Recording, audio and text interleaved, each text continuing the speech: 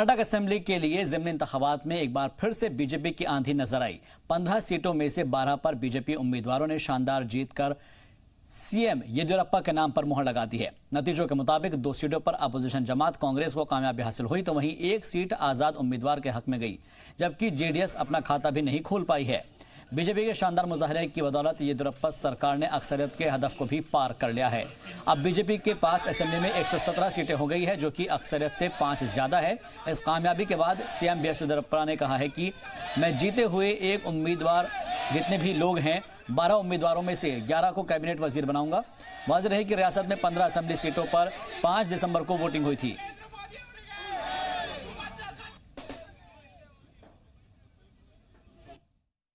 I'm happy that people have given very good verdict, and now without any confusion, because another 3.5 years without any disturbance, we can give stable government and pro-people government. And my aim is in next assembly elections, minimum we must win 150 seats. For that, I will try my level best with our ministers. Also, I will go to Delhi within 3-4 days, and I know, you know very well, I have promised those who are supported us that we are going to give cabinet berth. 101%. Sir, even if the defeated MLAs will get? That question does not arise. Those who won that assembly constituencies, that we have promised that we are going to make them ministers, and I will go to Delhi and I will discuss within a week. Afterwards, we will come back and we will do the needful. All 12 will be ministers, sir? All 12? Most probably, I don't think any problem. Not 12. That one Rani Bennur, we have not assured anything because we are not all possible. Most probably, we are going to give 11. Congress assembly के लिए हुए ज़िमनी इंतखाबात में कांग्रेस ने अपने शिकस्त तस्लीम कर ली है। हार के बाद साबिक सीएम और लीडर अपोजिशन सिद्धरमैया ने इस्तीफा दे दिया है। वोटिंग से पहले कांग्रेस रियासत में 10 से 15 सीटें जीतने का दावा कर रही थी। पार्टी का कहना था कि नतीजे के बाद येदियुरप्पा हुकूमत को इस्तीफा देना पड़ सकता है, लेकिन नतीजे के बाद सियासी हालात बदल गए हैं और एक बार फिर से सीएम येदियुरप्पा के नाम पर मुहर लग गई है। Legislative party, and I am the leader of the opposition. I am sending my resignation letter to Madam Sonia Ji, President AICC, and also marking the copies to our General Secretary Mr. Venugopal, AICC, who is in charge of Karnataka Congress Party, and also to Mr. Dinesh Gundu Rao, who is our PCC President. Today, the counting of 15 by-elections in Karnataka was over and the results are declared.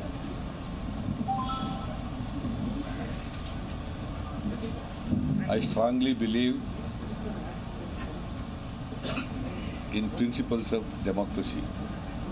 मुल्क भर में एक के बाद एक हो रहे rape और जराइम के बीच कांग्रेस के साबिक सदर राहुल गांधी ने बड़ा बयान दिया है। अपने पार्लियामानी हलके वायनाड के 4 रोजा दौरे के दौरान उन्होंने मुल्क की बदनामी का मुद्दा उठाया। साथ ही राहुल गांधी ने मुल्क की गिनती, मईशत, महंगाई के लिए हुकूमत की पॉलिसियों को जिम्मेदार बताया। पेश है रिपोर्ट।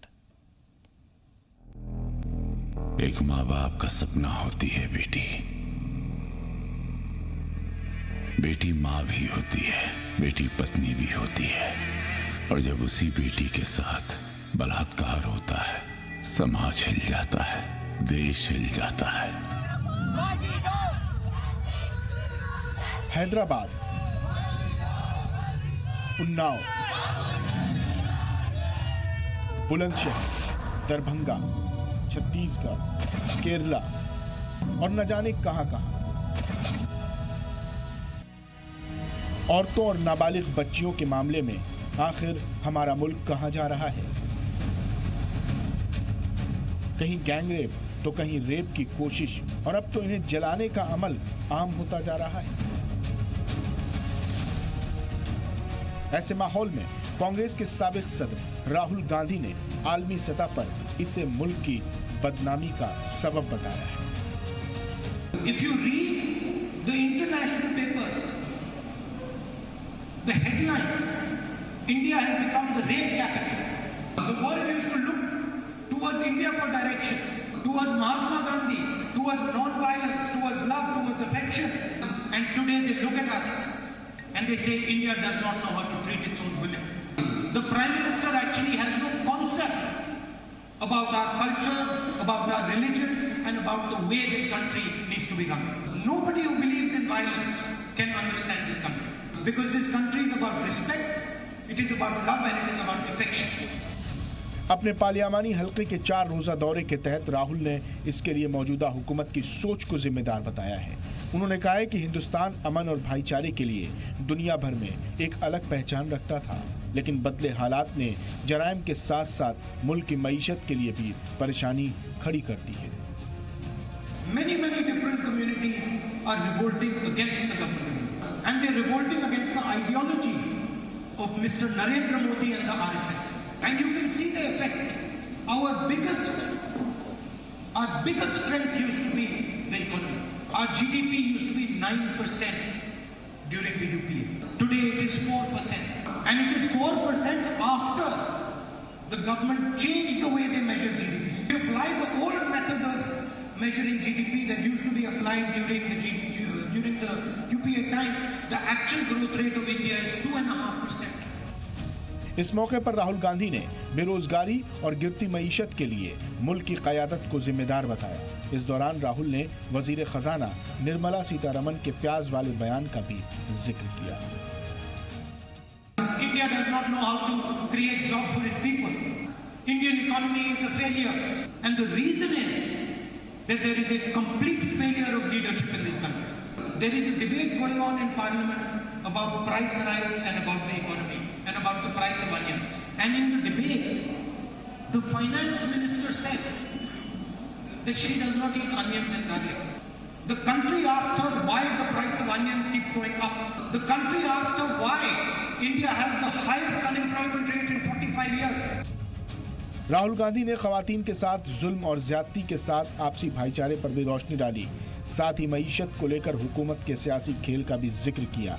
लीडरान के बीच सियासी खेल और इल्जाम तराशी का दौर तो जारी ही रहेगा, लेकिन बड़ा सवाल ये है कि बेटियां बचेंगी नहीं तो पढ़ेंगी कैसे, पढ़ लेंगी तो रहेंगी कहां। ब्यूरो रिपोर्ट, जी मीडिया।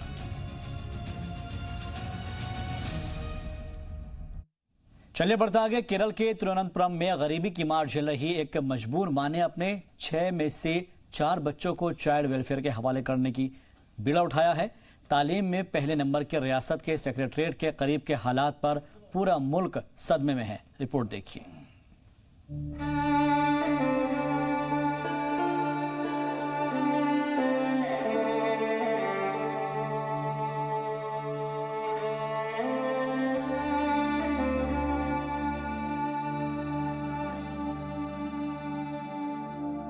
कोठियों से मुल्क के मयार को मत आंकिए,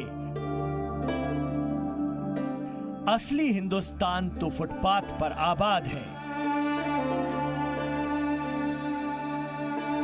अदम गोंडवी के इस हकीकी कविता का रंग केरल की राजधानी तिरुवनंतपुरम की झोपड़पट्टियों में देखने को मिला है। भूख से बिलबिला रहे अपने बच्चों को मिट्टी खाती दे के खातून ने हुकूमत से मदद की गुहार लगाई है। हालांकि इसके बाद हुकूमत और इंतजामिया के साथ समाजी तंजीमें सामने आईं, लेकिन एक मां ने मुल्क की गरीबी की हकीकी तस्वीर दिखा दी। मुतासिरा खातून अपने कुनबे के साथ उपला मोदू पुल पर एक टेम्परेरी तंबू में 6 बच्चों के साथ रह रही थी, जो सेक्रेटेरिएट से महज 1 किलोमीटर की दूरी पर है।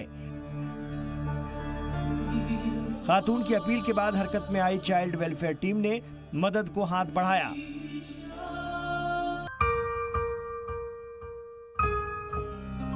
गरीबी से परेशान खातून के बच्चों को रियासती हुकूमत के तहत आने वाले सरकारी रिहाइशगाह में भेज दिया गया। गरीबी से परेशान खातून ने हुकूमत को लिखा था कि उसका शौहर शराबी है, जिसकी वजह से वो अपने बच्चों को खाना नहीं खिला पा रही है। एक तरफ हम तरक्की याफ्ता ममालिक के साथ चांद पर जाने का दावा कर रहे हैं, लेकिन 21वीं सदी में जाने से पहले गरीबी की ये हकीकत हमारे पैरों से जमीन खिसकाती नजर आ रही है। ब्यूरो रिपोर्ट, जी मीडिया। हैदराबाद के तारीखी यूसुफैन दरगाह में काम कर रही एक खातून ने इंतजामिया पर उसको हटाने का इल्जाम लगाया है। उसका कहना है कि उसे कई महीनों से तनख्वाह नहीं दी जा रही है, जबकि वहां पर पहुंचने वाले हजारों ज़ायरीन की वो खिदमत करती है। उधर वक्फ बोर्ड का कहना है कि इसे 3 साल के लिए ही रखा गया था और वो यहां पर गैर कानूनी तरीके से रहना चाहती है।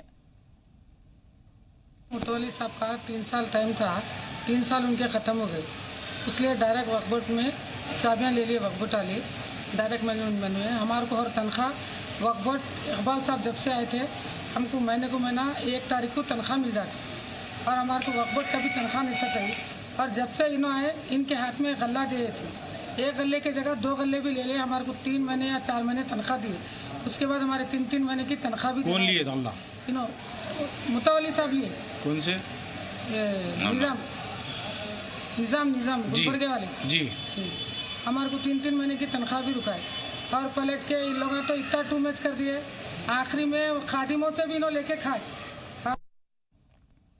और फिलहाल के लिए मेरे साथ इस बुलेटिन में बस इतना ही।